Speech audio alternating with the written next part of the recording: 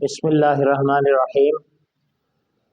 انبیاء کرام علیہم اجمعین ہر عیب سے ان کا پاک ہونا ضروری ہے، تاکہ جو ان کے امتی ہیں وہ ان عیوب سے پاک رہیں کہ جو طعن و تشنیع کا باعث ہوتے ہیں۔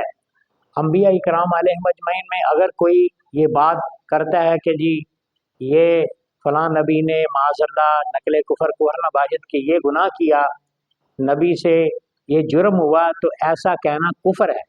انبیاء کرام علیہم اجمعین ہر قسم کے عیب سے، نقص سے، ہر قسم کی کمی کوتاہی سے وہ پاک ہیں، کیونکہ اللہ کے وہ مقرب لوگ ہوتے ہیں جنہیں اللہ نے اپنی مخلوق میں منتخب کر کے اپنے برگزیدہ مقرر کیا ہوتا ہے، تو ان کا ہر قسم کے عیب سے پاک ہونا ضروری ہے۔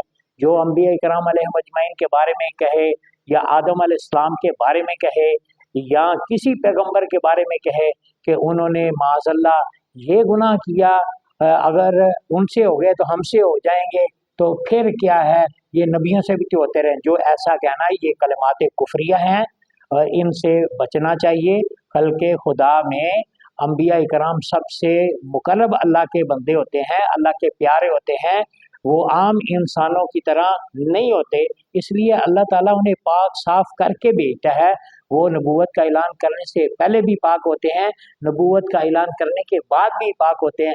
جیسے عام لوگ بچپن میں بڑی بری حرکتیں کر جاتے ہیں بچپن میں، اور جوانی میں بھی کرتے ہیں، بڑھاپے میں بھی کرتے ہیں، انبیاء کرام ایسے نہیں ہیں۔ انبیاء کرام کو عام لوگوں پر قیاس نہیں کر سکتے، وہ ہر لحاظ سے پاک اور صاف ہوتے ہیں۔ اللہ نے انہیں معصوم بنایا ہے، وہ ہر قسم کے عیب سے، ہر قسم کی تشنیع طعن سے وہ پاک لوگ ہیں۔ اللہ تعالیٰ نے انہیں جب مقرر کیا ہے اور مقرب بنایا ہے تو پھر اللہ نے ان میں کوئی عیب رہنے نہیں دیا۔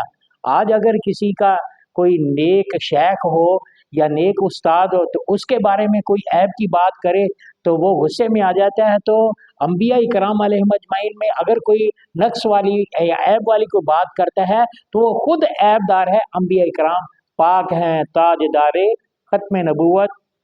زندہ باد زندہ باد زندہ باد۔ الصلاۃ والسلام علیک یا رسول اللہ وعلی آلک واصحابک یا حبیب اللہ۔ فیض رضا جاری رہے گا۔